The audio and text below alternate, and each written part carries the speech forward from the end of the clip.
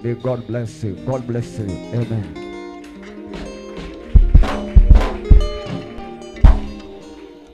Amen. Bwana Yesu asifiwe. Nawasalimia katika jina la Yesu. Bwana Yesu asifiwe. Nawasalimia katika jina la Yesu. Bwana Yesu asifiwe.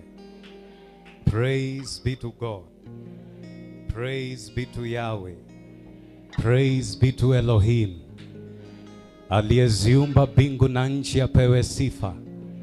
Ambaye amesababisha mimi na wewe tupatikane ainuliwe.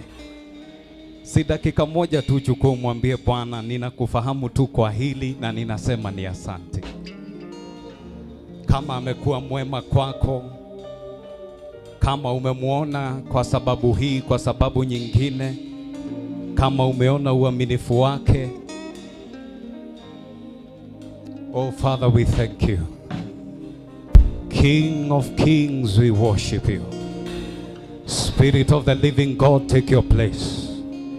Elohim, have your way. Your word says that, Father Lord, we should enter your gates with thanksgiving. Na Bwana tunaingia kwa shukrani, tukisema ni asante. Katika jina la Yesu, kila mtu aseme amen.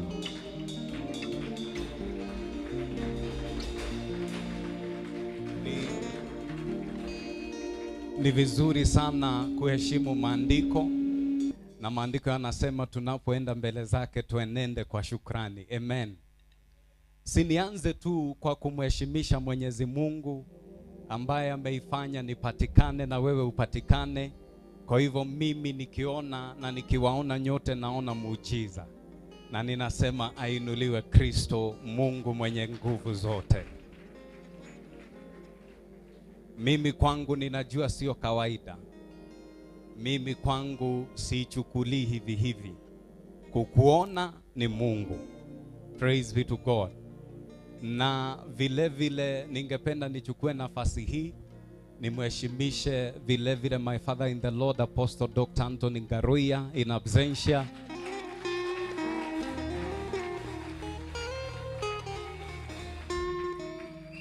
Na niseme tumeonana macho kwa macho, yuko sawa. Very soon tunarudi kuendeleza neno. Sasa hiyo ingine ni wewe, ninataka unisaidie. Ningependa tufanye hivi. Kuna mtu amesimama kando yako. Na kanisa la Kingdom Seekers Glorious Kitengela sio kanisa la watu wenye wivu. Ni kanisa la watu tunapendana. Watu tunashikiriana. Watu tunaenda safari hii pamoja. Si ningependa leo kwa niaba ya Apostle na kwa niaba yangu unisaidie kushukuru watu 3 5 kwa kuwa hapa leo. Na kama ameng'ara venye naona mumeng'ara, mwambie manze you look amazing. Mwambie unanifurahisha, unakaa poa sana, na umwambie asante kwa kuja. Oh yes, like kama anaweza pewa kihagu, umpatie kihagu mzuri.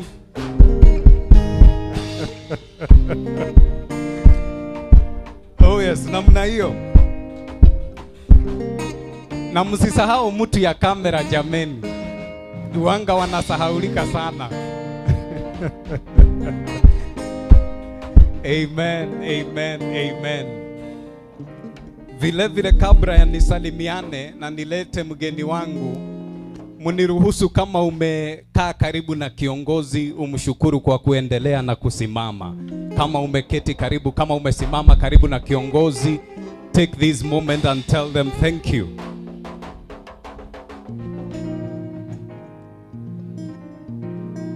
Amen, amen, amen. Ningependa vile vile na mtanisaidia ku-appreciate, we appreciate our pastors, Pastor Charles, Pastor Zakayo, Pastor Karanja, Pastor Paul. Amen. Amen, amen, amen. Leo nimekuja na vile vile Apostle Vicky, let us appreciate her.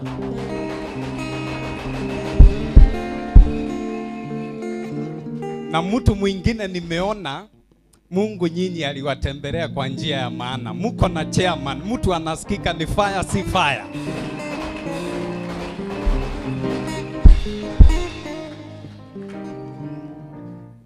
Sisemi usimame, lakini akiweza simama naweza mpea kura.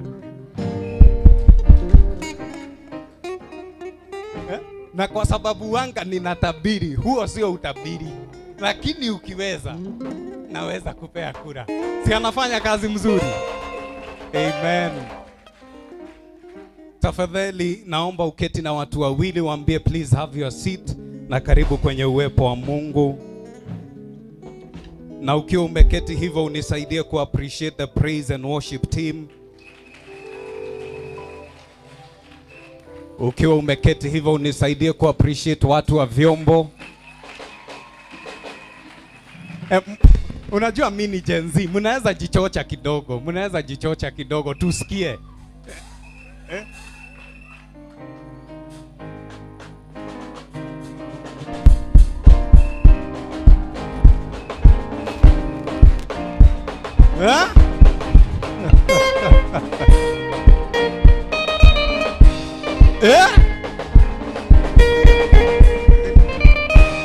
Amen. Let us appreciate them tafadhali. Na watu wengine ambao nimeona wako smart sana, all workers in the house, let us appreciate them, wako smart sana. Na kama kuna mtu nimesahau, on behalf of Jesus Christ, the Lord over the church, feel appreciated and may the Lord God bless you. Leo nimekuja na ndugu rafiki yangu, sio mgeni hapa. Nilikuwa nimempatiana mara kadhaa, anakuja pia kuwatembelea.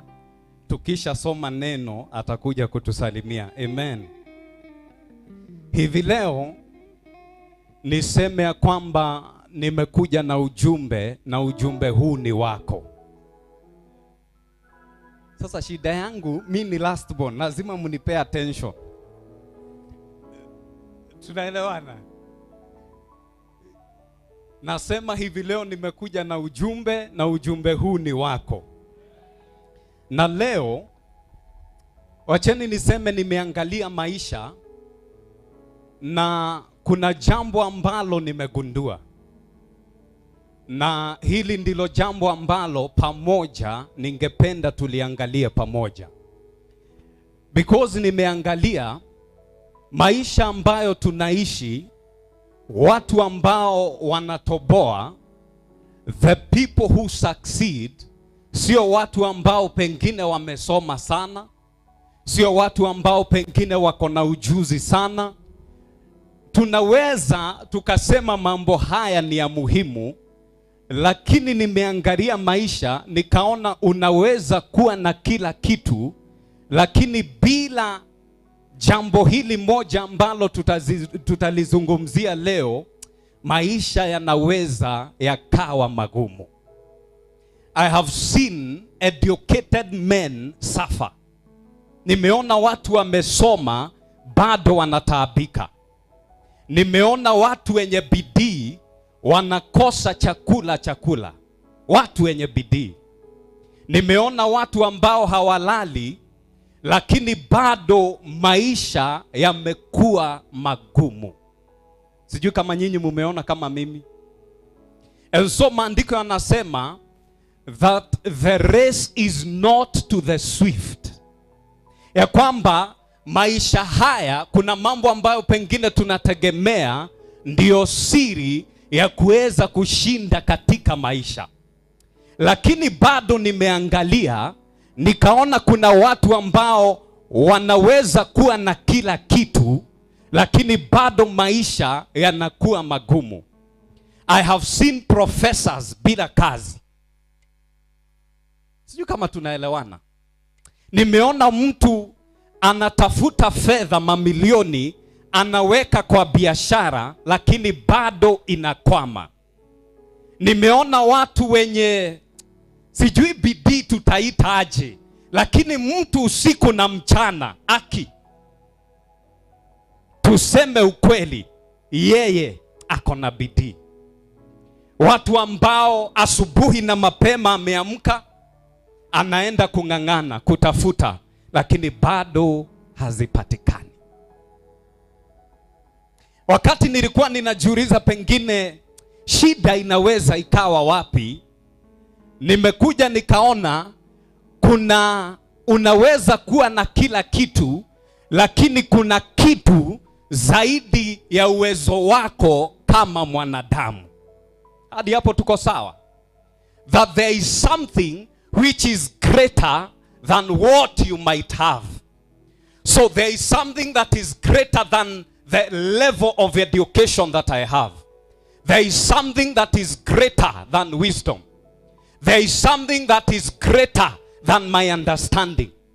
There is something that is greater than maybe my parents ama watu ambao ninaona wanaweza wakanisaidia.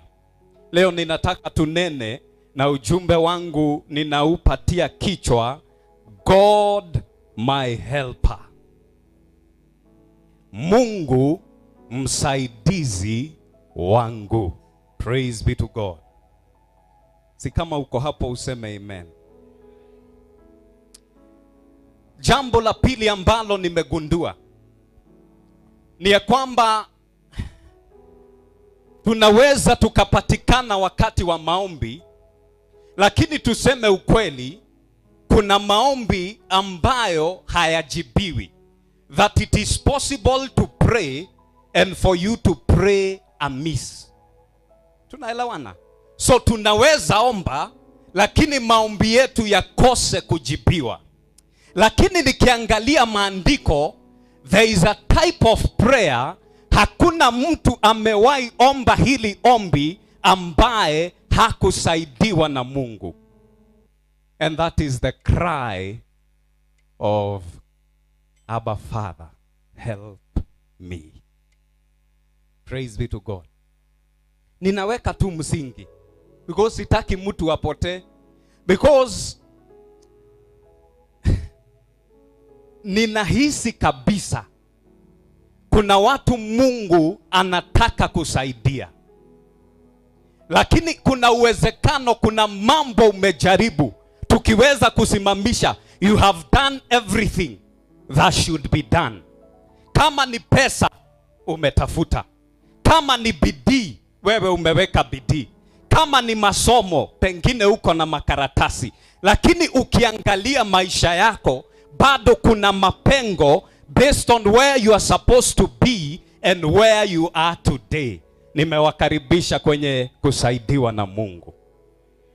Na niwaambie hivi, neno ambalo Mungu alinipatia mwaka huu ni neno ambalo pengine sijalisikia sana, lakini Mungu alininenea akaniambia huu ni mwaka wa Mungu kusaidia watu wake. That this year haitakuwa tu ni nguvu zako na uwezo wako, haitakuwa tu ni bidii yako. God is going to invite you into something greater than your wisdom or your capacity. Mungu anakuinua kwenye kiwango cha kusaidiwa na yeye. Bwana Yesu asifiwe. Kwa hivyo ujumbe wa leo pengine ni wa mtu ambaye amejaribu. Kama ni hospitali pengine umeenda kadhaa, kama ni maisha umejaribu hapa na pale, lakini bado kuna ukuta ambao umekuwa kizuizi kwa maisha yako. Nimekuja kusema ya kwamba sasa there is something that we can do. There is a name that we can call, na tunaweza tukapokea msaada. Kwa sababu watu wa Mungu, niwaambie, kama kuna watu wako na bidii, akini wa Kristo. Many of us are not lazy, tunajifanyia kazi. Lakini vile vile tukiangalia upande mwingine, watu ambao tumefinyiriwa na mambo bado ni sisi. Kwa hivyo Mungu akaninenea mwaka huu, akaniambia mwaka huu ninaenda kuwasaidia watu wangu. Praise be to God. Kwa hivyo kama nyakati ni nzito, tunaweza tukasaidiwa na Mungu. Kama tumefika mwisho, tunaweza tukasaidiwa na Mungu. Kama tumejaribu everything we know ambayo tunaweza tukafanya, lakini bado hatujapata usaidizi. Kuna pahali ambapo tunaweza tukaingia na tukaweza kupata msaada. Praise be to God. Hebu ambia mwenzako, kama mambo imekuwa nzito, mimi sisikii kama mnaweka imani, kama mambo imekuwa ngumu, Mungu anaenda kukusaidia wewe. Mwambie tena, Mungu anaenda kukusaidia wewe. And so, wakati haujui ufanye nini tena, sikiza ujumbe wa leo. Wakati umeng'ang'ana sana lakini hauoni matokeo ya bidii, sikiza ujumbe wa leo. Because kuna njia kadhaa za kukombolewa, na njia ambayo inafanya kazi zaidi ni njia ya kujua ukweli. Sijui kama tunaelewana. That you shall know the truth, and the truth you know shall set you free. And so by getting the truth, kuna msaada ambao unaweza ukaupokea. Bwana Yesu asifiwe. Hadi hapo nikikaribisha ndugu yangu atusalimie, suinamishe kinywa chako, dakika moja uso wako, umwambie Bwana, ninaposikia neno lako ninataka unisaidie. Pengine umesikia neno miaka nenda miaka rudi, miaka 10, 15, lakini bado kuna mambo ambayo unang'eng'ana nayo. So mwambie Bwana, wacha Jumapili ya leo Bwana nikutane na wewe. Sijui umelia kwa muda upi, lakini kuna Mungu ambaye anaweza kutusaidia. Na maandiko yanasema yeyote ambaye aitaye jina la Yesu hataaibika. And so we are here to declare, as from today, the 1st of March, hatuaibiki tena katika jina la Yesu.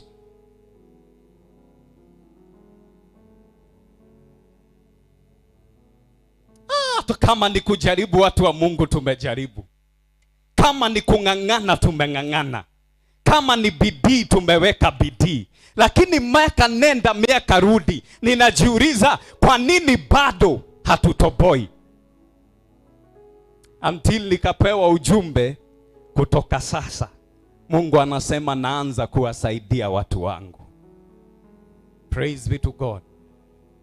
Simu nisaidie tuite ndugu yangu akuja tusaidie kuimba wimbo Mungu yu mwema katika jina la Yesu. Utatusalimia, alafu kwa dakika moja utatuongoza kwa huo wimbo. Na kile kitu ninajaribu, I want your spirit to be very sensitive today, kwa sababu kuna mambo Mungu anataka kutusaidia na inaanza leo. Kuna usaidizi wa biashara unakuja na inaanza leo. Kuna usaidizi wa ndoa unakuja na inaanza leo. Kuna wazazi hapa mumelia kwa sababu ya watoto, unashangaa msaada utatoka wapi? Inaanza leo. Haleluya. Bwana Yesu asifiwe.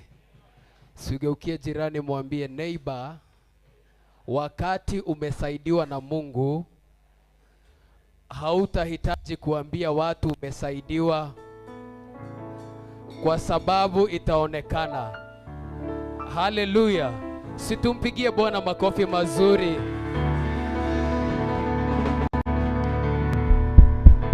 Kwa majina ni Kelvin Maina, nimeokoka na mpenda Yesu.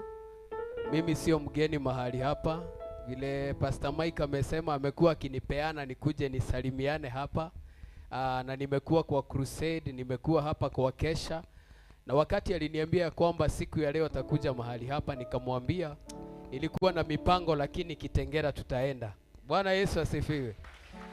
Hii ni kwa sababu Kingdom Seekers Glorious, you have a place in our hearts. Tunawapenda sana, tunawaombeanga sana, na tutaendelea kuwa pamoja kwa sababu ya Bwana. Haleluya. Nataka tusimame tu tuimbe huu wimbo.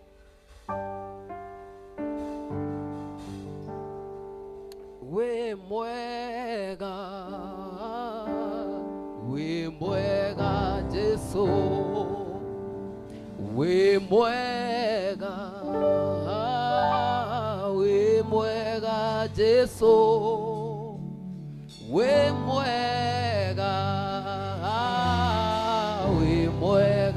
Jesu, we mwega Jesu, we mwega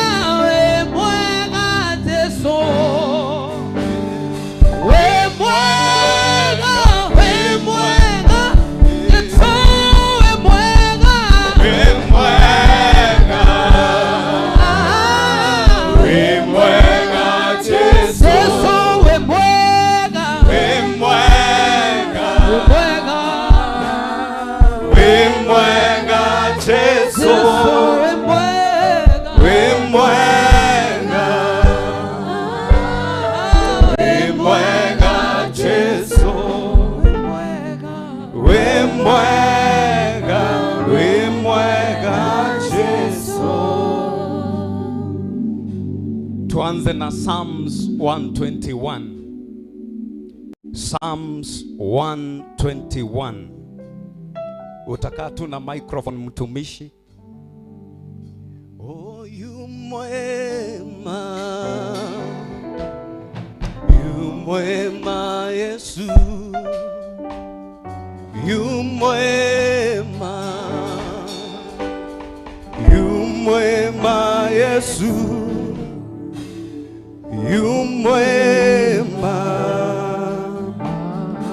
yu mwema Yesu.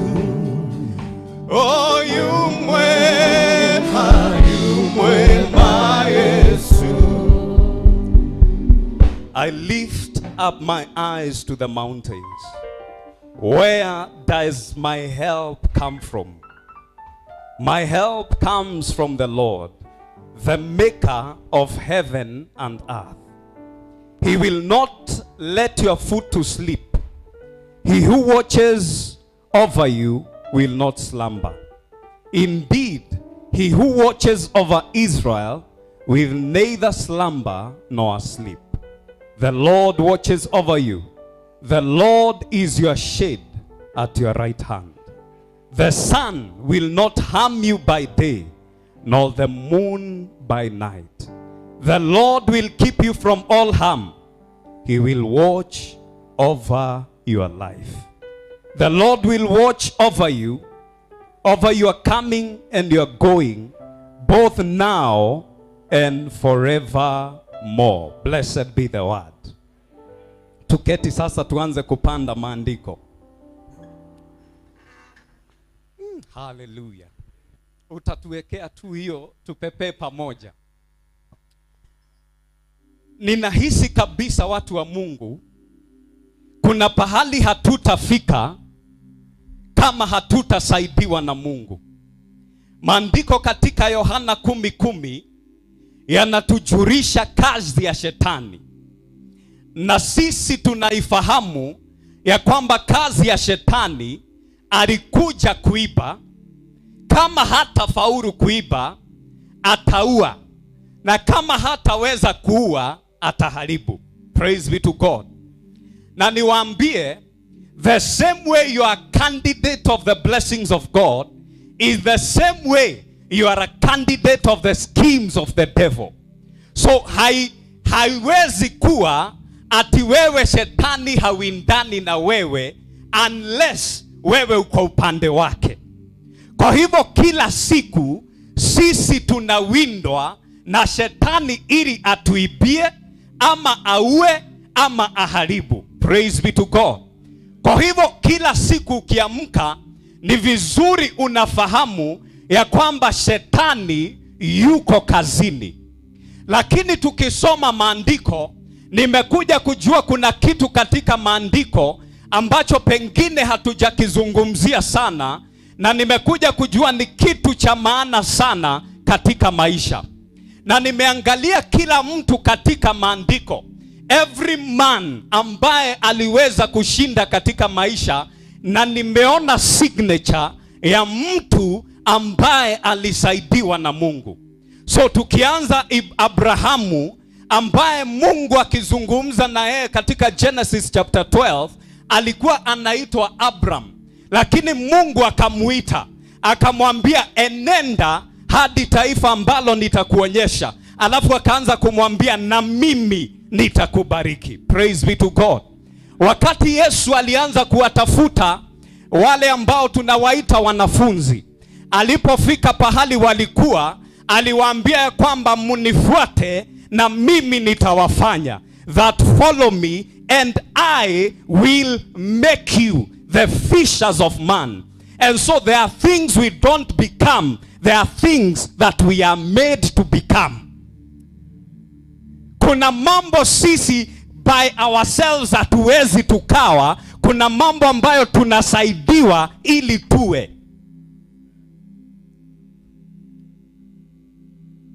Roho wa Mungu tusaidie. So ni kama tuseme kuwa rais leo. Ninasikia kuna njia mbili za kuwa rais tuseme wa Kenya. Ya kwanza, lazima mimi na wewe tuweze kumsaidia by kumpea kura. Tumeelewa? Ya pili ni mtu ambaye yuko mamlakani aage na wewe uko pale kama deputy. Praise be to God. Lakini njia zote mbili lazima kuna pengo ambalo utasaidiwa kuingia. So bila watu kama hawa hauwezi ukawa kile kitu unataka kuwa. Sasa ninasema bila kusaidiwa na Mungu, tupende tusipende watu wa Mungu, there are places ambazo hatutafika bila kusaidiwa na Mungu. Hata kwa huduma, watumishi wa Mungu, kuna pahali hatuwezi tukaingia kama Roho wa Mungu mwenyewe hatakuwa na sisi. Hata kwa maisha kuna mitego ambayo imetegwa, na kama Mungu hatatusaidia, oh people of God, listen to me, kama Mungu hatatusaidia hatuwezi tukafika pahali ambapo tungependa kufika. So ni vizuri tuko na ndoto, but there is something more that we need. It is good ya kwamba uko na maono, lakini kuna kitu kingine baada ya kupata maono ambacho mimi na wewe tunahitaji, na ni kusaidiwa na Mungu. Yes, sir. Hallelujah. Kwa hivyo mimi ninaweza niko sawa kila pahali, lakini bila kusaidiwa na Mungu kuna pahali ambapo siwezi nikafika. Na ndiposa tunasema kuna mtu tunaona kusema ukweli yako na bidii, lakini tukiangalia pahali ambapo tuko sio pahali ambapo tunafaa kuwa. Lakini kwa msaada wa Mungu leo tuko hapa kutangaza, by the grace and the mercies of God, because it's not by will, nor by power, but by the Spirit of God. Leo tunaingia mahali ambapo hatukuwahi kuwa tunafaa kuingia. Hallelujah. Sio kwa nguvu zetu, ladies and gentlemen. Nimejua ya kwamba hata niweke bidii namna gani, there is something greater that I need. Because shetani sio mtoto ati anakaa tu pahali anakuambia kama hawa polisi wa traffic, piteni tu, ako pale na ameweka vizingiti, haleluya, kiojo kile nawe, ameweka vizingiti ili tusiweze kufika mahali ambapo tunafaa. Praise be to God. Hallelujah. Safari ambayo tumeitwa ni ya kwenda Kanani, lakini kabla ya tufike Kanani, watu wa Mungu, kuna ziwa ambalo lazima tupite. Bila Mungu tutapita namna gani? Totally na Ngai tungeingira atia? Bila Mungu ambaye ana uwezo wa kupasua bahari tupite, aki watu wa Mungu, tutafika mahali ambapo tunaenda namna gani? Shida sio kwamba tuko safarini, shida ni kwamba mahali tuendapo lazima kuna vita tunafaa kupigana.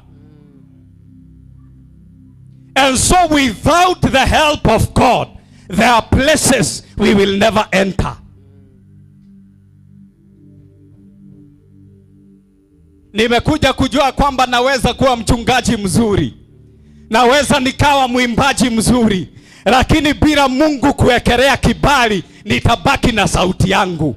It is not enough to have a good voice. God must release his help upon you. Hallelujah. You can't run itana. Wacheni niwapatie ka story kidogo ili tuanze, na Mungu atusaidie.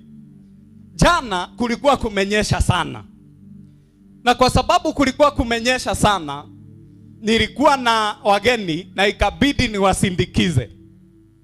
Mnanielewa? Kuwasindikiza, mimi nilitoka na funguo na kufuli, lakini si kufunga mlango. No kuhoshia to dinathi harai husikuenda mbali. So nikawacha, sikuibiwa, you can relax. Kwa matigeigira. So nikawacha nimehang kufuli namna gani? Namna hiyo. Nikaenda like 20 minutes later nikarudi. Mimi nikaingia kwa nyumba, nikapumzika na nikaanza kujitayarisha maneno ya leo. Lakini nikaona watu wa Mungu kumenyesha sana. Kwa sababu kukinyesha hivi, kuna watu ambao wanaweza taka kujisaidia na vitu zangu. Wacheni ile kufuli mimi nifinyirie, hata kama sitasikia, nikuwe nimefunga mlango. Kuigitira tukuru. Yes. Na mimi nikarara, watu wa Mungu. Asubuhi mimi nimeamuka. Ninakumbuka nilifunga. Ilikuwa ngumu. Wacheni nitafute funguo. Nikatafuta funguo, watu wa Mungu. Hakuna kitu, umeitafuta funguo, unatafuta hadi kwa sufuria ndani. Alafu nikaona hapana, hii funguo lazima kuna pali niliweka. Maindiu niko kwangu, lakini siwezi nikatoka nje, because there is something I need. Kumbe funguo, wakati nilitoka nazo, nilienda na nikawacha pahali kwa gari. Nikitoka tu nilitoka na funguo za gari, nikaenda nikaingia kwa nyumba. Akili zinaniambia ninahitaji funguo. So niko kwangu, nimefunga, ninafaa kukuja kuwahudumia. Funguo niko nazo. Hapo ndipo ilinihit. Unaweza kuwa pahali ambapo panafaa na kile kitu ambacho kinafaa, ukose kitu moja na uzuiriwe. Nilikuwa kwangu, nyumba ni yangu, kila kitu ni changu, lakini sikuwa na funguo. So kuna singetoka, boni kwangu na ninafaa kukuja, because I needed a key. Ladies and gentlemen, the help of God is the key we need in life. Yes. Hallelujah. So kulikuwa na opportunity nikuja niwahubirie, lakini bado kuna mlango ambao umefungwa, ambao ni kizuizi. Bila ile funguo, hata kama ni kwangu, siwezi toka. Hivyo ndio ninasema, hata kama kuna maono tuko nayo, ni mzuri, ni yako, lakini bila hii funguo, utaitana. Yes, sir. The key is the help of God. Si tuanze kuingia sasa kwa maandiko. Tuanze na maandiko ambayo yako pale Luke chapter 8. Katika kitabu cha Luke chapter 8 tunampata mama ambaye ningependa tumzungumzie kidogo hapa. Na tutaanza verse 40. Janiangalie wakati tuko sawa. On his return, Jesus was welcomed by a crowd. Tunaanza verse 40. They were all there expecting him, but a man came, Jairus by name. He was president of the meeting place. He fell at Jesus' feet and begged him to come to his home because his 12-year-old daughter, his only child, was dying. Jesus went with him, making his way through the pushing, jostling crowd. In the crowd, the day there was a woman who by 12 years had been afflicted with hemorrhages. She had spent every penny she had on doctors, but no one had been able to help her. She slipped in from behind and touched the edge of Jesus' robe. At that very moment, the bleeding stopped, and Jesus said, "Somebody touched me." Bwana Yesu asifiwe. Sasa ile attention yetu niangalieni sasa. Maandiko yanatuambia Yesu alikuwa anaenda kwa shughuli zake za kueneza neno. Lakini akapatana na mzee mmoja ambaye alikuwa anaitwa Jairus, na alikuwa na binti ambaye alikuwa mgonjwa. Lakini akiwa kwa ile safari, maandiko yanatuambia kuna mama mmoja ambaye tunamfahamu sana, alikuwa na shida ya kutokwa na damu. Maandiko yanatuambia huyu mama alikuwa amejaribu kutafuta usaidizi kwa njia zote ambazo angeteweza kuzipata. Maandiko yanatuambia alikuwa ametumia fedha zake kwa kila njia ambayo alikuwa amefahamu. Bwana Yesu asifiwe. The Bible says that she had spent every penny, kila pesa, all her money, pesa zake zote kwa ile shughuli ya kujaribu kutafuta uponyaji. Lakini maandiko yanatuambia hakuwa amepata usaidizi. Siku hii ambayo Yesu anapita, yule mama akajiambia, hata mimi nitang'ang'ana na niguze upinde wa nguo ya Yesu. Kwa hivyo kuna mambo ambayo ningependa tuangalie mawili matatu hapa. Jambo la kwanza ni kwamba huyu mama, maandiko hayatuambii hakuwa na pesa, alikuwa nayo. Maandiko hayatuambia kwamba hakuwa anajua madaktari, alikuwa anawafahamu, manake alienda kwao, lakini bado msaada haukuwa umepatikana. Hadi siku hii ambayo alisikia Yesu anapita na akaamua ya kwamba leo lazima niguze upinde wa nguo ya Yesu. Mtu aseme amen.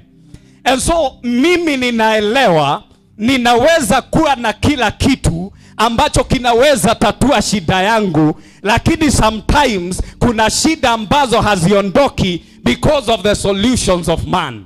Inabidi msaada mwingine wa juu uingie katika lile jambo. Tunaelewana?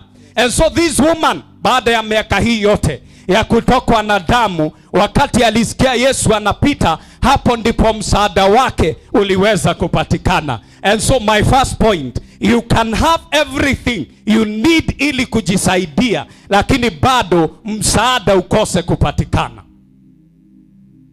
Na hiyo ni kweli. Watu wa Mungu, nimepatana na watu ambao mtu anakuambia, mtumishi wa Mungu, haya ni makaratasi, nimesoma, anaingia kampuni hii kampuni nyingine, lakini baada msaada hupatikani. Praise be to God. Hiyo ni scenario yetu ya mbele. Twende ya pili. Ya pili tunaenda pale John chapter 5. Maandiko yanasema, tuanzie verse 5 kwa sababu ya wakati. Later Jesus went to Jerusalem. John chapter 5, tumeanzia verse 5. Near the sheep gate in Jerusalem was a pool called Bethesda in Hebrew. It had 5 porches, and under these porches, a large number of sick people were there, blind, lame, and paralyzed. One man had been sick for 38 years, and he was lying there. Jesus saw the man lying there, and he knew that he had been sick for a long time. So Jesus asked him, would you like to get well?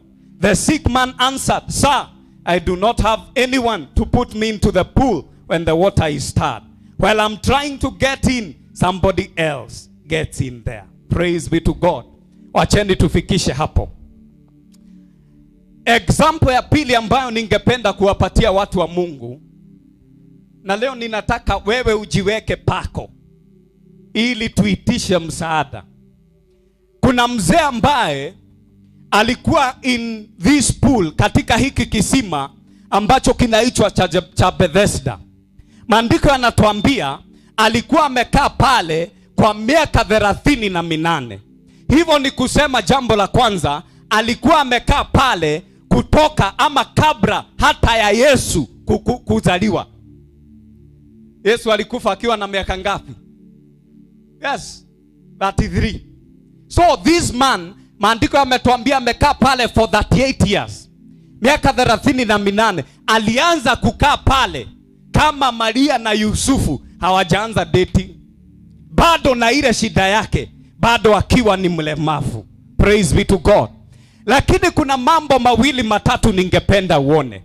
Maandiko yanatuambia malaika wa Mungu alikuwa anakuja, anadibua kile kisima, na wa kwanza kuingia alikuwa anapata uponyaji.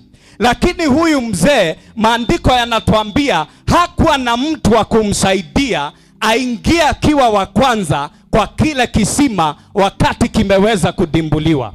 So for 38 years, kwa ile miaka 38, watu walikuwa wanapona, lakini yeye kuna kitu hakuwa nacho, hakuwa na msaidizi. Tumeelewana?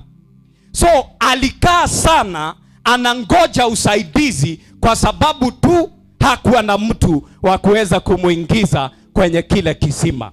Lakini maandiko yanatuambia bado watu walikuwa wanapona, lakini kwa sababu yeye hakuwa na mtu wa kumsaidia, ndio maana alikuwa amekaa pale kwa miaka 38. So bila msaada tunaweza tukakaa kwa shida miaka nenda miaka rudi hadi miaka kama ya huyu mzee 38, lakini watu wengine bado wanatoa shuhuda, sisi tuko pale bado tunangoja, lakini bado watu wanabarikiwa, sisi tunangoja. Watu wanaponywa, sisi tunangoja. Kwa nini? Kwa sababu hatuna msaidizi.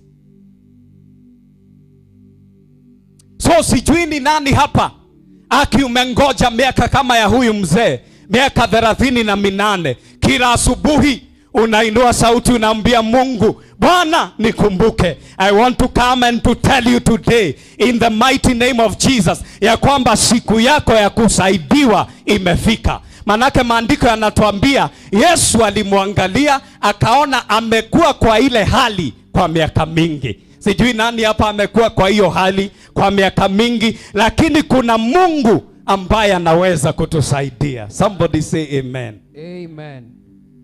Bado tunaweka example. Tuweke ingine moja. Tuweke ingine moja. Mtukiuga amen. Amen.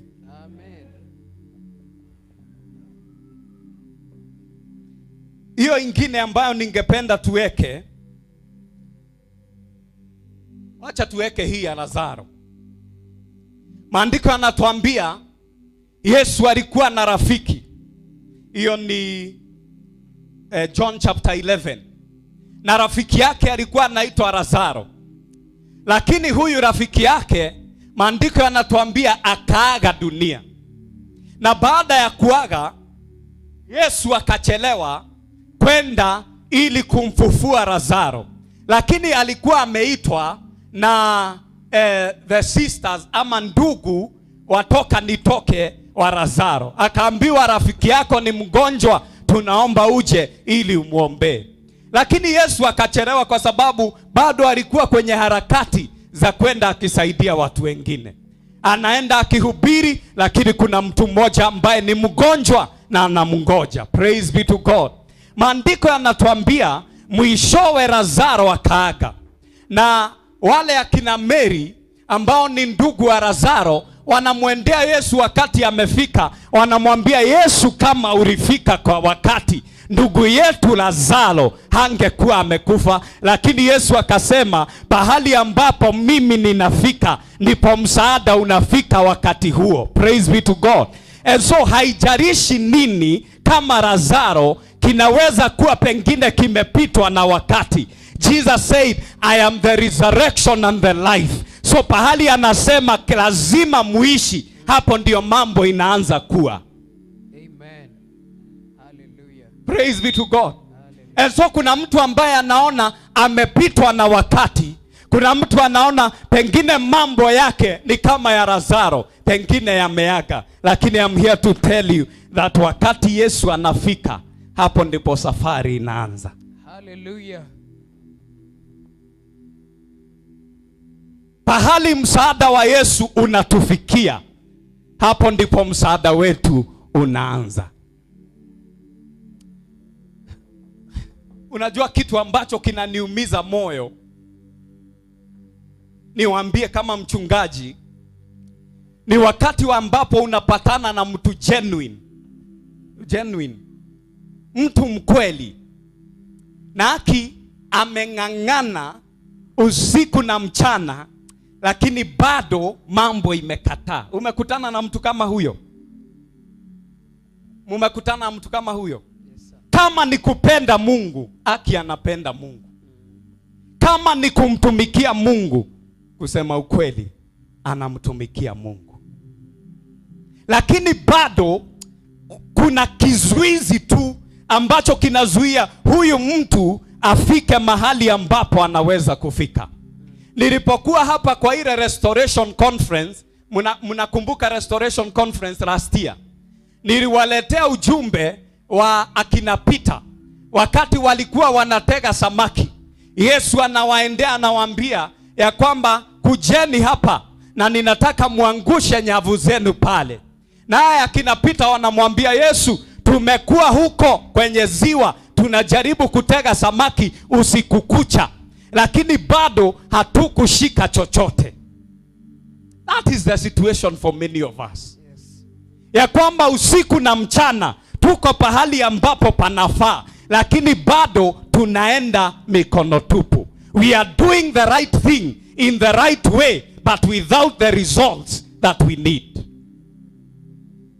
So unafanya kila kitu ambacho kinahitajika, lakini hauna yale matokeo ambayo yanahitajika. Hebu tuangalie mambo manne. Peter walikuwa pahali panaitwa Lake Gennesaret. So they were in the lake. Samaki wanapatikana wapi? Kwenye ziwa. Si ni ukweli? Yes. Aya. Maandiko yanatuambia walikuwa wavuvi hodari. So skill iko. Si walikuwa wanajua ni nini wanafanya. So they were in the right place and they had the right skill. Walikuwa pahali panafaa na walikuwa na ujuzi ambao unafaa. Alafu maandiko yanatuambia mambo mengine matatu. Walikuwa na zile merikebu. Sikuvua samaki unahitaji merikebu. Yes, sir. Walikuwa nazo. Maandiko yanatuambia walikuwa na neti, zile nyavu. Kwa hivyo tukiangalia kwa kufunzwa uvuvi, walikuwa pahali panafaa, wako na ujuzi unafaa, wako na vile vitu ambazo zinafaa ili waweze kushika samaki. Lakini maandiko yanatuambia kitu ambacho kinanihofisha mimi.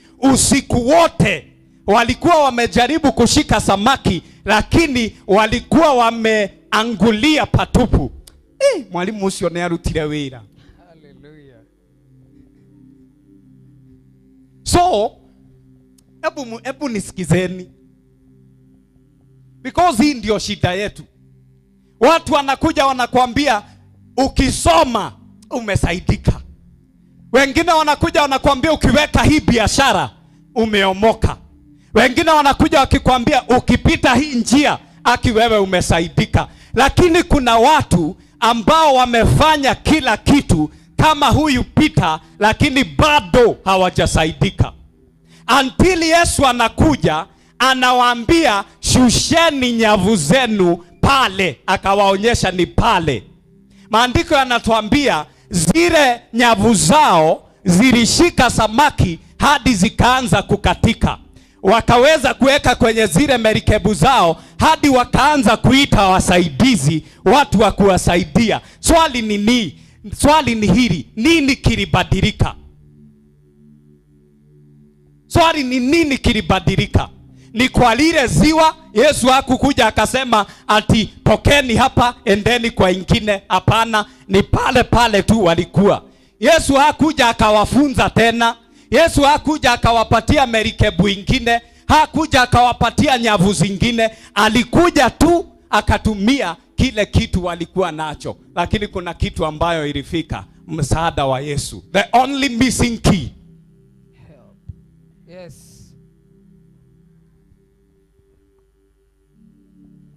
Hivyo ni kusema unaweza kuwa kwa ile biashara inafaa, hapo tumeweka tick.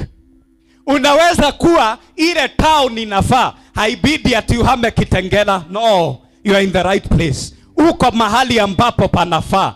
Lakini kuna kitu umejaribu hapa Kitengela, lakini bado kimekwama. Lakini there is a key that we can engage, and that is the key of the help of God, ambapo tunamwambia Yesu, sasa nionyeshe mahali ambapo ninafaa kushusha nyavu zangu. Hallelujah. And so kama uko na kila kitu kinahitajika, nimekuja kukuletea kitu kingine kimoja, msaada wa Mungu. Amen.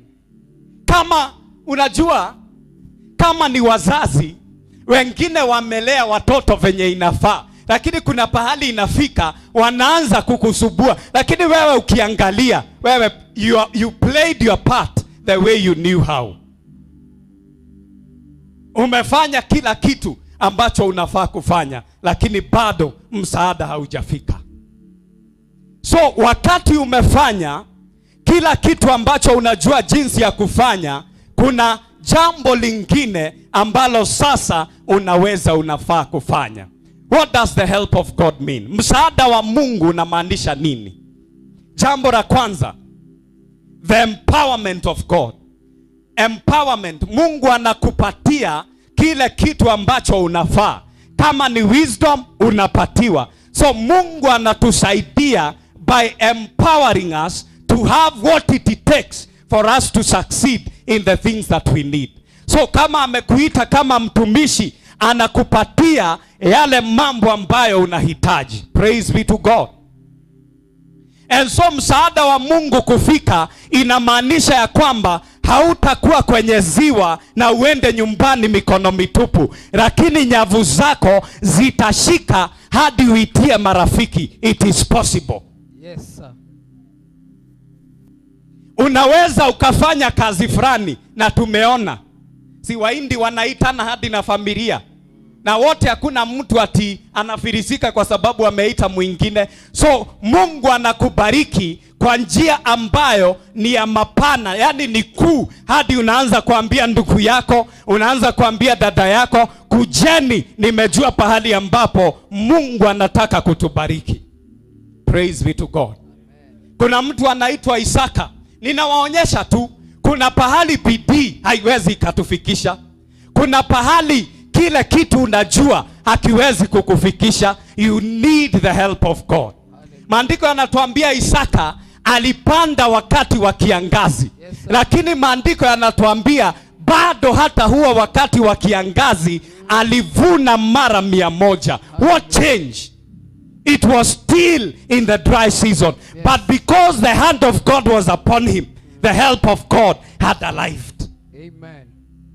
Mchanga unaweza ukapata maji kwa sababu umeagizwa uweze kukusaidia wewe. The Bible says in Romans 8:28, everything works together for those who love God. Hivyo ni kusema nini? Mchanga unaweza ukakubariki. Hii hewa inaweza ikakubariki. Hii mvua inaweza ikakubariki. Why? Because everything God created is meant to work for your good. Amen. Yes, sir. Kama ni kusoma, watu wa Mungu, nimesoma.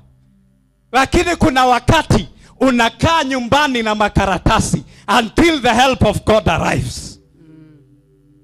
Kuna wakati unaenda unafungua biashara na sasa unakaa ungoje. Sasa ni wakati wa kuomoka. Miezi 2-3 unaanza kuingia kwenye shimo la madeni. Kuna wakati, watu wa Mungu, unasikia kuna pahali fulani panauma kwenye mwili.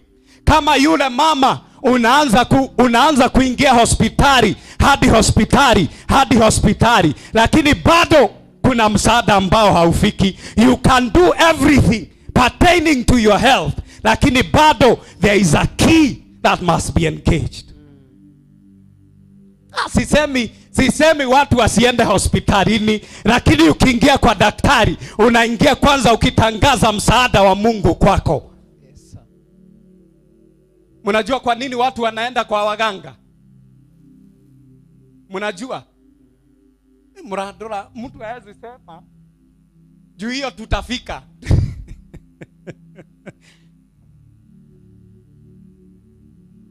Hallelujah. Ningewaambia lakini wacheni niwache. Unajua roho wa Mungu anasaidia mtu sana. So watu wanaenda kwa sababu kuna kitu anahitaji na amejaribu kutafuta, anaona ni kama hapati. So anaambiwa ukienda mahali fulani utasaidika. All of us are looking for help. Sisi wote tunatafuta msaada. Yes. Lakini kwa Mungu kuna baraka ambayo haipatikani kwingine. For the blessings of God haziji na machozi. Yes. Hiyo tu ndio tofauti. Ile watakusaidia lakini watazikujia. Utalipia. Utalipia. Lakini Yesu akiamua anakusaidia, kenye unatoa na nyavu zako ni chako cha kukubariki. Hadi hapo tumeelewana? Yes, sir. So mimi nimeona aki mayagai. Na mimi nimesema hii lazima ifike mwisho. And I thank God for this word. Because this is the year that God is going to help his people. Hata wakati wa kiangazi, yes, tukiwa na msaada wa Yesu, I tell you, tutavuna mara 100. Hallelujah. Ya kwamba hatutapanda tutoe mkono tupu. Hapana. Yes. The help of God is upon us. Amen. Hatutalea watoto wetu wapigwe marisasi ati walikuwa wanaiba. Yeah. Watakuwa wanaenda hivi, lakini bado Mungu anawasaidia. Yes. Kwenye biashara bila kusaidiwa na Mungu, wewe umeweka duka, huyu mwingine anafungua ya pili, yako unafunga. Kwa nini? Na anapita yako. Adwagai no ginya torege. Adwagai no ginya torege. Yes. This must come to an end, because tunajua ya kwamba tunaweza tukasaidiwa. Hatuwezi kuwa ni sisi tunalilia Mungu na bado kwa maisha ni sisi tunalia. Torerere Ngai na torera ni undu wa muturire. Tutheneke tugetungata Ngai na tutheneke kiria tukuria. It shall never be our portion. In Jesus name. Amen. Haiwezekani. Kwani hamuonagi pahali inaweza fika useme enough is enough. Father, I need your help now. Yes. Kwani mnataka kuishi kwa dawa hadi lini? Si useme Mungu, neno lako linasema una nguvu. Sasa nimejaribu hii, nao nisaidie. Yes. Kuna watu wamekunywa dawa na bado wanakunywa. Na wengine wanakunywa wanapona. Because tukikunywa zile dawa na tukienda hospitalini, there is still another key that we need. Tunaweza tukalea watoto venye tunajua, lakini there is something more. Lazima Mungu atusaidie ili wale watoto tutalea, Mungu awasaidie wafike mahali panafaa. Yes. Lakini mkono wa Mungu ukiwa juu yako, unaweza ukasema kama Yusufu ya kwamba mimi niliuzwa na ndugu zangu, acha kuniambia ni watu gani wako kinyume chako. When you are held by God, it does not matter who is against you. Hallelujah. Hatutaishi kusema ati kila siku ni kukemea pepo. Now the time has come where now we begin to engage the help of God. Yes. Ninasema asubuhi, Lord Jesus, I lift my eyes unto the heavens. Where does my help come from? Amen. Maandiko yanatuambia some trust in chariots, other but we trust in a name of the Lord. Until when? Mimi wangu ninaambia washirika wangu, mwaka wa kuishi kulia lazima ifike mwisho. Yes, sir. Mwaka wa taabu lakini tuna bidii lazima ifike mwisho. Yes. Ukisoma Deuteronomy 28 pale chini inakwambiaga ya kwamba if you do not obey, kuna maneno ambayo itakufuata. Sasa swali ninajiuliza, kwa nini tunavuna mambo ambayo inafaa kufuata watu ambao hawamjui Yesu? Maandiko yanasema ya kwamba ardhi itakuwa ngumu kama simiti.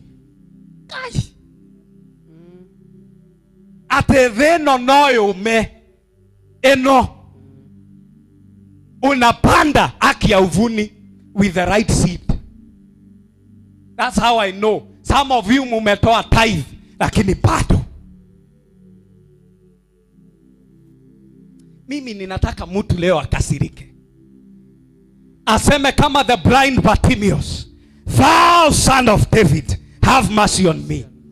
Sitakaa kama mtu ambaye haoni tena. Sasa Yesu, nimesikia uko hapa, thou son of David, have mercy on me. Msaada wa Mungu. Yani watu wa Mungu hatuchokagi miaka nenda miaka rudi.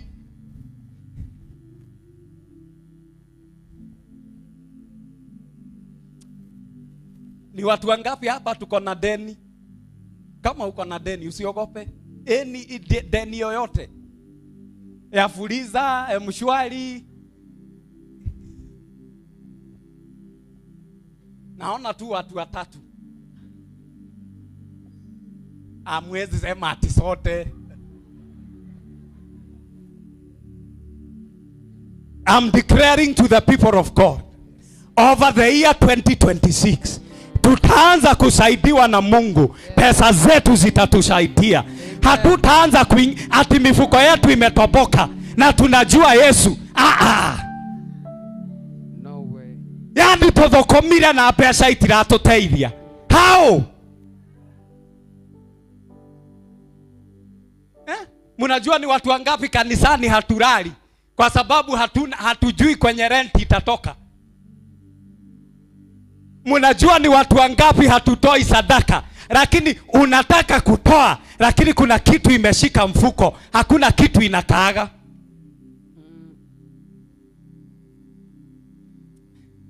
Kuna ujumbe nilihubiri pahali, I think ni wewe nilikuwa ninaambia, kuna kitu inaitwa roho wa hasara na maisha ya hasara. Yes.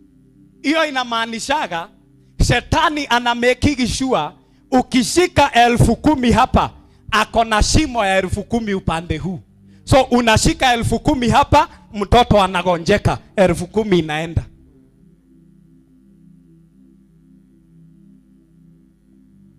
Mimi juzi hii mambo lazima ifike mwisho. Yes. Nilienda nikagonga post, nikabomoa taa ya gari hii ya nyuma. Nimewekewa taa leo, kesho nikagonga ikaharibu bumper. Niwo na inywe ko mutio ikaire. Is that normal? Sio kawaida. Yani Mungu anakusaidia hapa, lakini kuna mlango imekungoja hapa. Niambieni kama hiyo sio maisha yenye tunaishi. Ni watu wangapi hapa tunaweza simama tuseme wazazi wetu sio wagonjwa? Kila mwezi unatuma pesa ya dawa. Tuko hapa.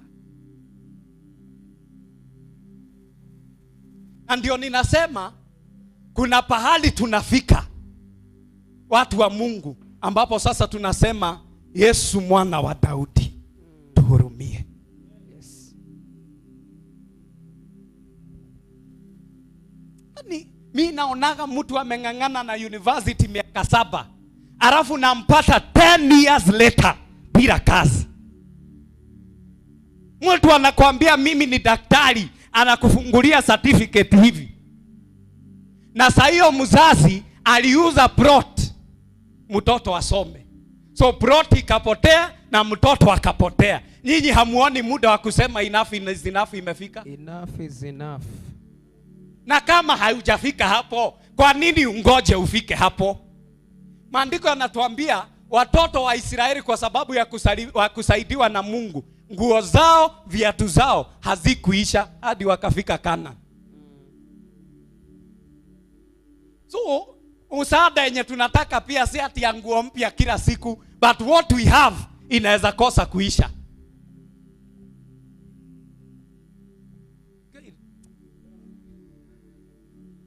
Ni dakalite view. Na watu wa Mungu lazima tusaidiwe. Yes sir. Mimi nimechoka na hasara. Nimechoka na hasara.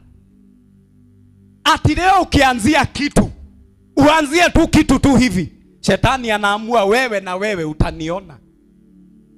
Either, na hii ni enye nasema mtaona kama hamujaona. Either ni kusimame mtoto ambaye ataamua hiyo kitanda umenunua hautawahi funga macho. Utakuwa kila niko hahuka.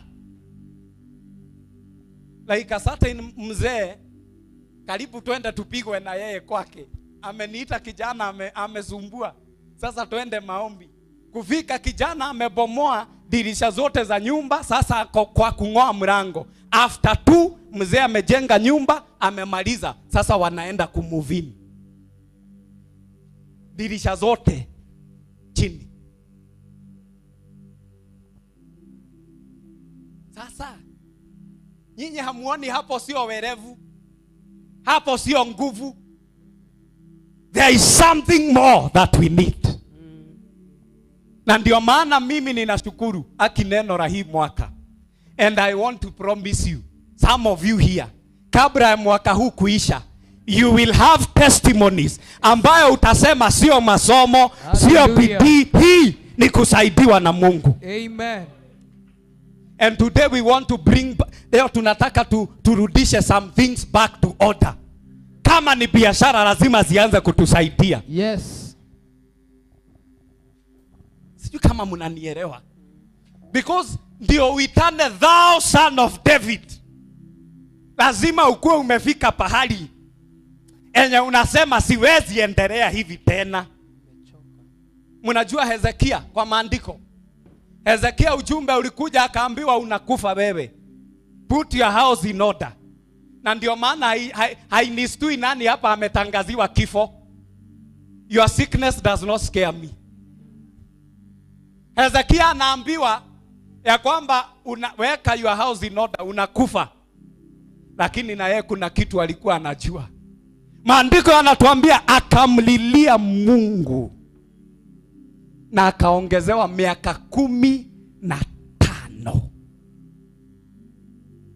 Ninakuja kutangaza hivi.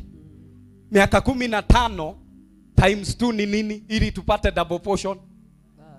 Hata kama hii ndio ilikuwa mwaka ya mwisho, turathogia mohaka na tunatangaza tunaenda ingine 30 na 30 mbele in the mighty name of Jesus. Amen.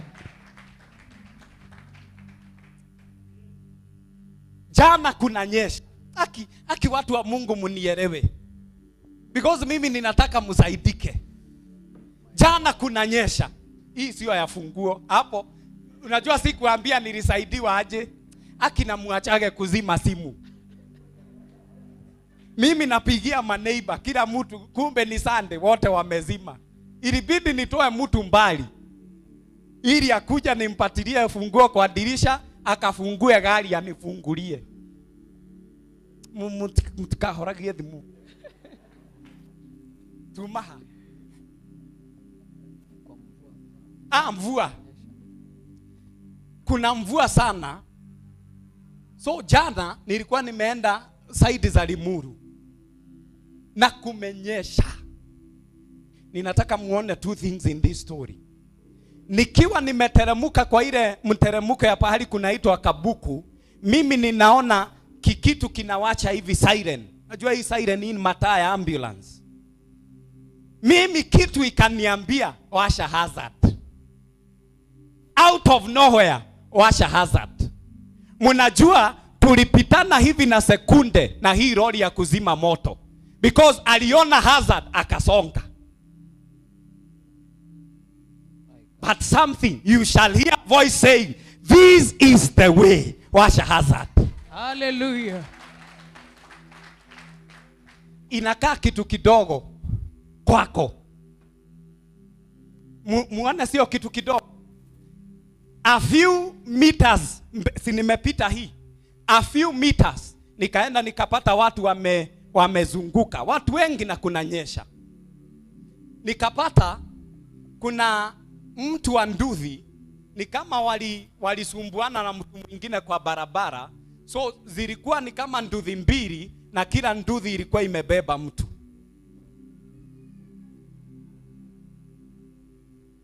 Huyo ni mtu alikuwa ameenda kutafuta. Mitego ni mingi. You need the help of God. That voice that says washa hazard. Unaenda kuingia hii gari, inakuambia ingia hii ingine, hii acha ijae iende. The help of God. Adwaga ni muranyita. Yes sir. Because hatutakufa. Hii mitego inategwa, tunaitegua leo. Mnajua kwa nini? In the name of Jesus. Daudi aliomba akasema that nitaishi kwa nyumba yako all the days of my life. I will dwell in your house all the days of my life. There is a prayer, God, all the days of my life. Ni nani hapa anaweza simama aseme saa hii Mungu sio Ebeneza kwa hizi barabara tunapita daily? Uko pahali unaweza sema, thou son of David, have mercy on me. Mungu anasaidiaga watu kwa njia tatu. Next time tutadeal na moja, hiyo ingine tutadeal na ingine, hiyo siku ingine tunadeal na moja. Mungu anasaidia watu kwa njia tatu. Njia ya kwanza is by his mercy. Rehema zake. Hiyo ni kusema there is something that you deserved. Yes, hiyo siku ulikuwa unafaa uangamie, lakini kuna rehema zinakutetea. Kuna kitu ilikuwa lazima uanze kuibeba kutoka hiyo siku, but by the mercies of God unaanza kuishi kwa sababu ya the mercies of God. Number 2, the way God helps men is through men. Mungu anasaidia watu kupitia watu. Kama leo singetoka kwa nyumba, ni kwangu, funguo ni zangu, kufuli ni yangu, ilihitajika mtu. Hata hiyo tutakuja tukue na Sunday moja ya kuangalia watu wanaweza kusaidia namna gani. Jambo la tatu is by the Holy Spirit. And that's why Yesu alisema nitawaachia msaidizi. And that's why kama uko hapa na hauna Roho Mtakatifu, hujajazwa, hauna Roho Mtakatifu, leo usiende nyumbani. Make sure kutoka leo uko na yeye.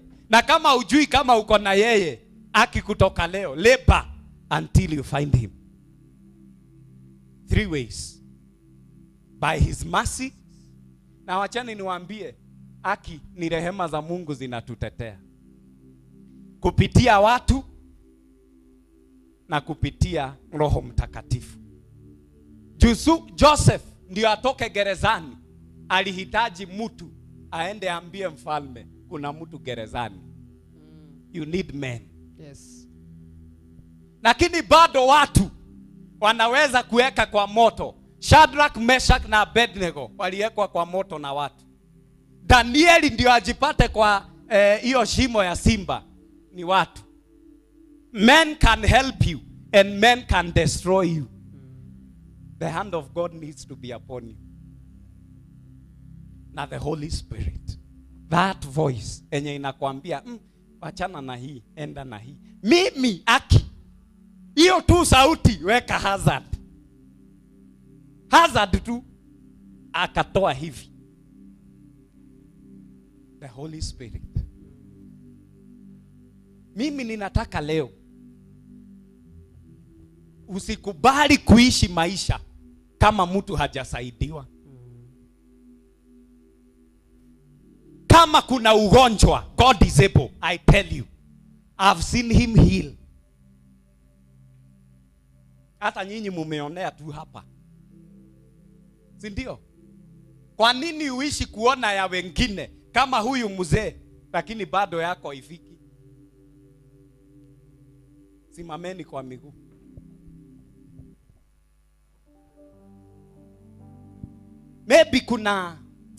Maybe umejaribu kwa biashara, maybe umejaribu kwa masomo, umejaribu kwa kazi, umejaribu kwa hii maisha, umejaribu kwa ndoa.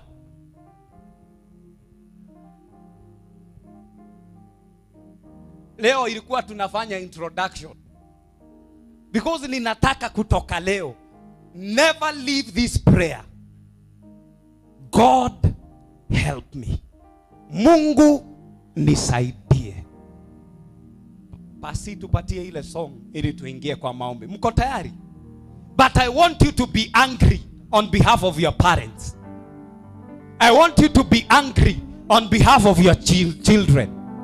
Nataka leo ukatae on behalf of your brothers.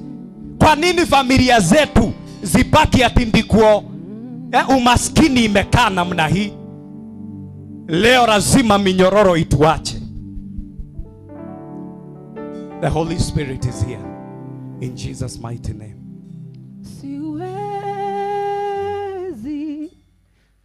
Siwezi bila wewe.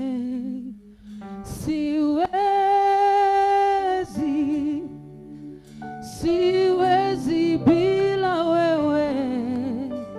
Nahitaji nguvu zako Bwana, nisaidie.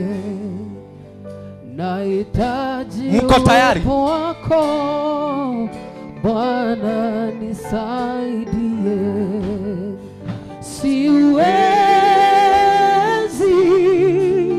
Siwezi bila wewe.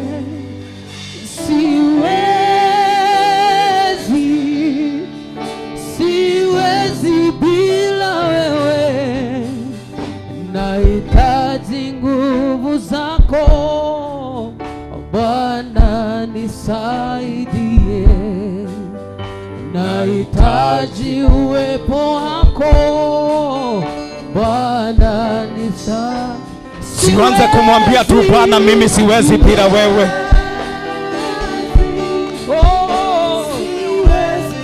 Ya mashada bahando bekesia pa. Rata paka sadia barando bekesia tai. Laka paka sadia barando shadia mande keteli barata. Leka pashada barado shada manda kapashada ba. Lama sadia kaya de bekesia barado shada ba. Lama sadia kaya de shadia mande bekele barata. Lama soko papia tamande bekesia tai. Oh, raise a cry before God. Raise a cry before God.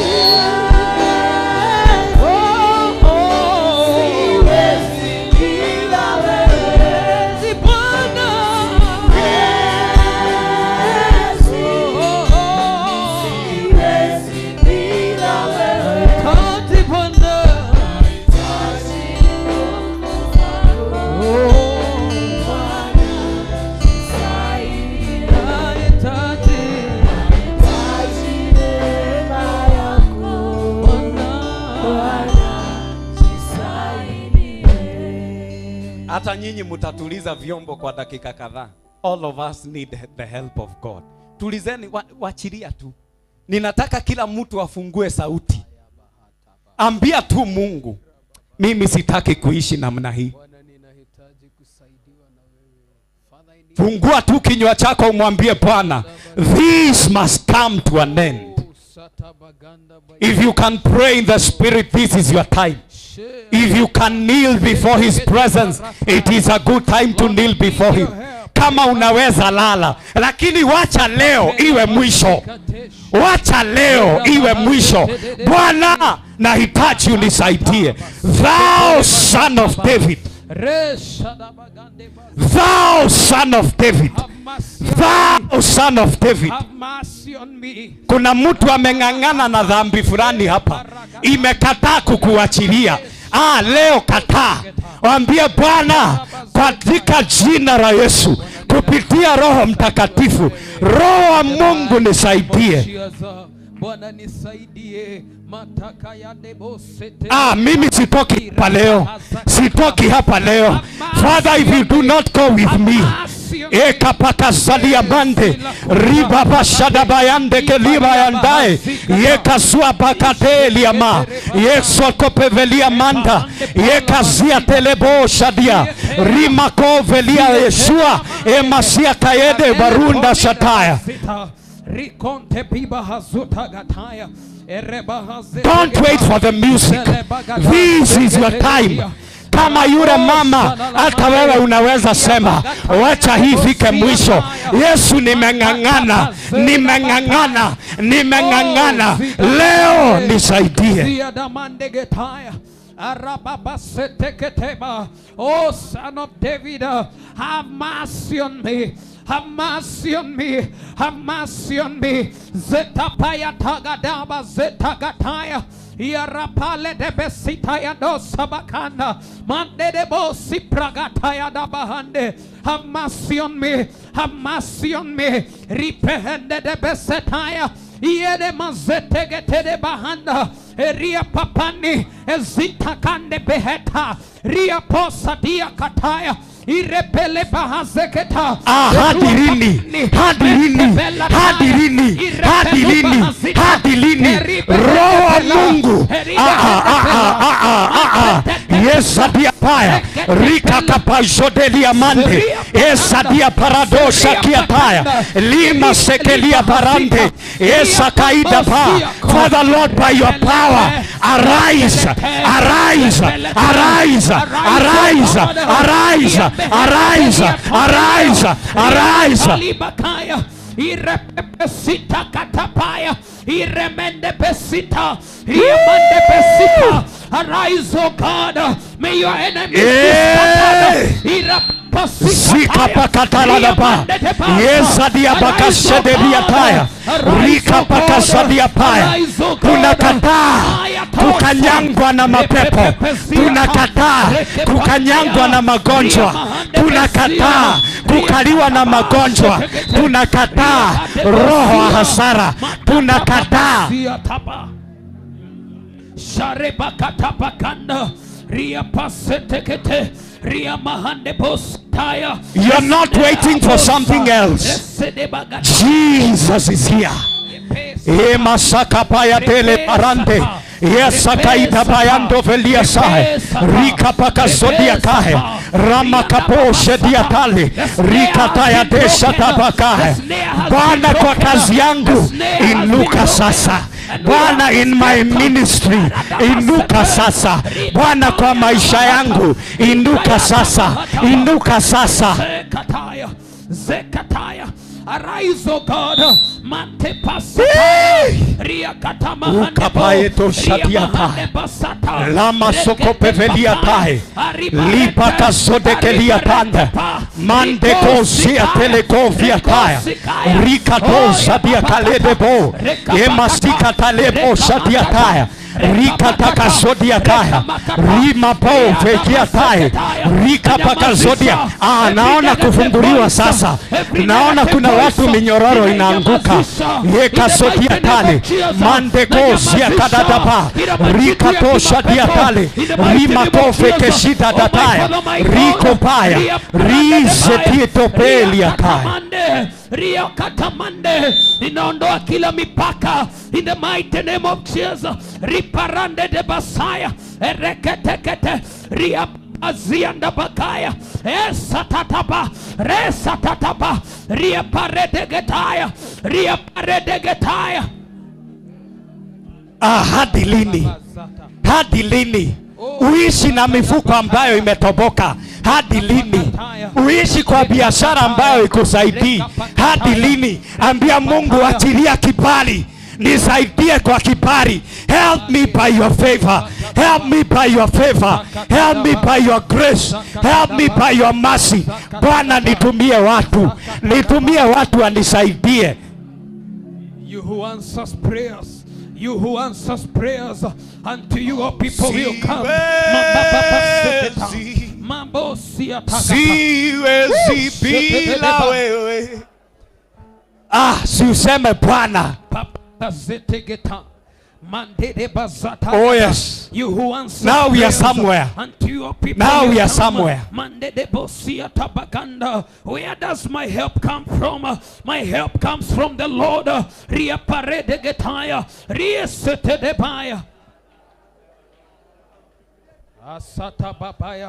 Sawa, watu wa mashini sasa tunaweza join. Now we are somewhere. Ya leo ni ya kujiombea. Yesu ana uwezo wa kusikia sauti yako. Leo siiti mtu hapa. Leo ni wewe. Uambie Yesu, ninajua unanijua. Umeniandika kwenye kiganja chako. Yesu, nisaidie. Yesu, nisaidie. Uwepo wako Bwana, uwe nami. Nimekataa kuishi maisha ya bure. Yesu, kutoka leo naomba unisaidie. Uwe nami. Uwepo wako Bwana, uwe nami. Uwepo wako Bwana, Hey! Thou son of David, have mercy on me. Yesu mwana wa Daudi, nihurumie. Yesu mwana wa Daudi, nihurumie. Yesu mwana wa Daudi, nihurumie. Ombi langu Bwana wangu, Yes. peke yangu sitaweza. Nisaidie. Nisaidie Bwana. Uwe nami. Hey! Ombi langu Bwana wangu, peke yangu sitaweza. Uwepo wako Bwana, uwe nami.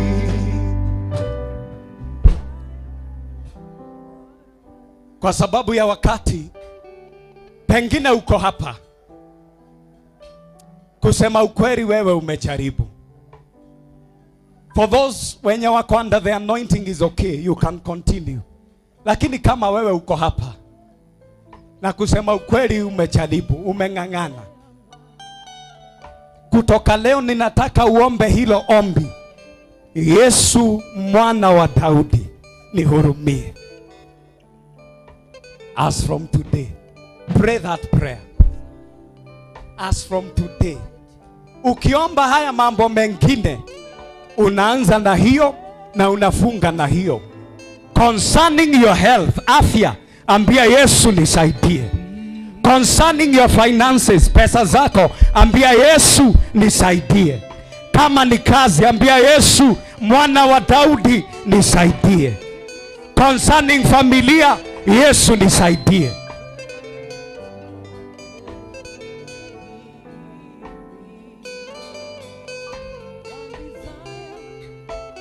Now I want us to pray this prayer kabla ya niketi. Nimesema leo ni introduction. Tukimaliza zote tatu tutakuwa na service ambayo ni ya kung'oa, kupanda, deliverance, hizo vitu zote. Lakini kama uko hapa and you have a sick child, hebu inua mkono. Number 2, mzazi ambaye hajihisi vizuri. Kama uko na mzazi mgonjwa, inua tu mkono.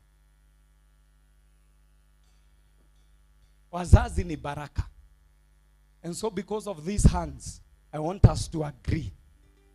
Healing ipate hao wazazi pahali wako na hao watoto. Na hawa ndio wataanza na kutoa ushuhuda. Because we need our parents. Can we agree? Kenya tutasikizana hapa duniani, hata binguni. That's the word of God. Siwaambie Mungu kwa sababu ya hawa wazazi. Bwana tunawachilia uponyaji. Bwana tunawachilia msaada wa uponyaji. Katika jina la Yesu. Kupitia nguvu za Roho Mtakatifu.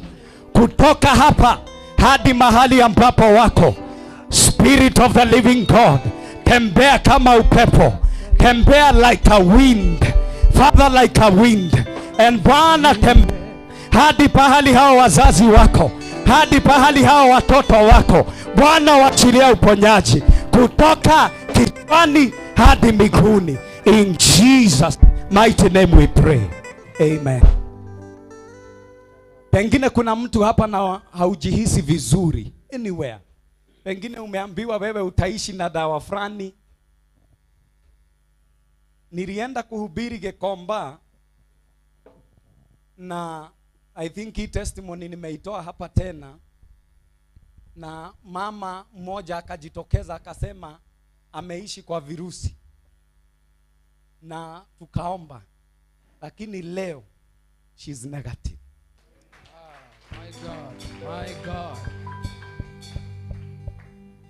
So magonjwa unajua sometimes inawastua, na Mungu ana uwezo. God is able. Hebu ambia mwenzako God is able. No matter what.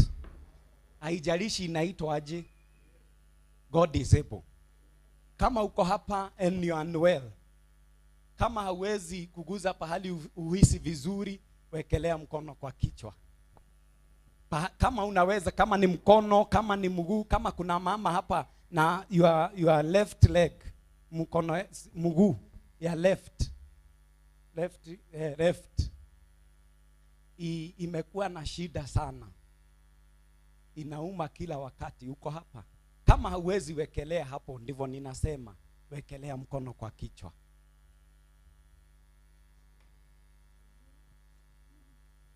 Pahali tu ambapo popote usikii vizuri, kama ni tumbo, weka mkono kwa tumbo. Kama kuna pahali kunauma, it's okay. God is able to help us. Na atatusaidia leo. Mtakatifu Bwana Mungu, ni kupitia neno lako ambalo limetuagiza tukuite mara kwa mara. Bwana, hivi leo tumekuja kwa kuliheshimu. Tumekuja tukikuamini ya kwamba unazo nguvu na unao uwezo. Sasa kama ulivyomfufua Lazaro, sasa kama ulivyomponya yule mama ambaye alitokwa na damu miaka 12, sasa kama ulivyo Bwana mwangalia Batimayo na ukamponya, sasa mfalme wa Mungu, uachilia uponyaji mahali hapa, kutoka kichwani hadi miguuni.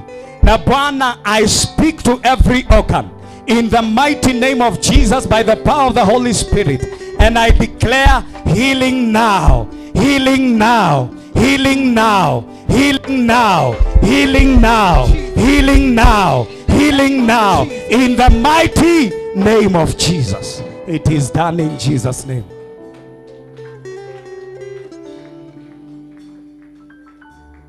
Hao wengine wenye ninataka kuombea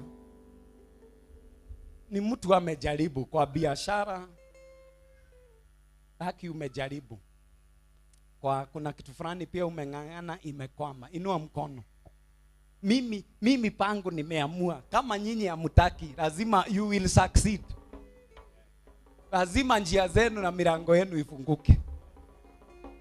Mtakatifu Bwana Mungu, neno lako lina nguvu na neno lako halikurudii bure. Sasa mfalme wa amani, katika jina kuu na takatifu, jina la Yesu, kupitia nguvu za Roho Mtakatifu, Bwana, tunawachilia uhuru kwa biashara hizi, tunawachilia uhuru kwa mikono hii, tunawachilia uhuru kwa biashara zao, tunawachilia uhuru kwa familia zao, tunawachilia uhuru kwa mifuko yao. Bwana, chochote watafanya, Bwana, kitafanikiwa. Watapanda na watavuna mara 100. Whatever their hands finds to do, Father Lord, they will excel, they will succeed in the mighty name of Jesus. Pahali ambapo wanahitaji kibali, Bwana, ninawachilia kibali. Pahali ambapo wanahitaji wasaidizi, Bwana, ninatuma wasaidizi. Pahali ambapo wanahitaji nguvu za Roho Mtakatifu, Bwana, ninaomba wanenee. Pahali ambapo wanahitaji rehema, wacha rehema zako ziwafanyie kazi. Na ni katika jina kuu na takatifu Yesu tumeomba na kuamini.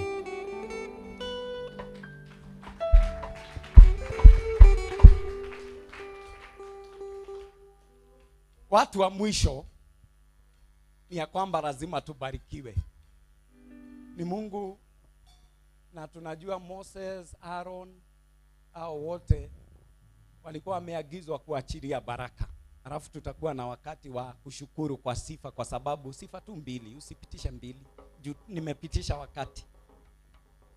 So lazima tubarikiwe. Siweke mikono kwa ishara ya kupokea.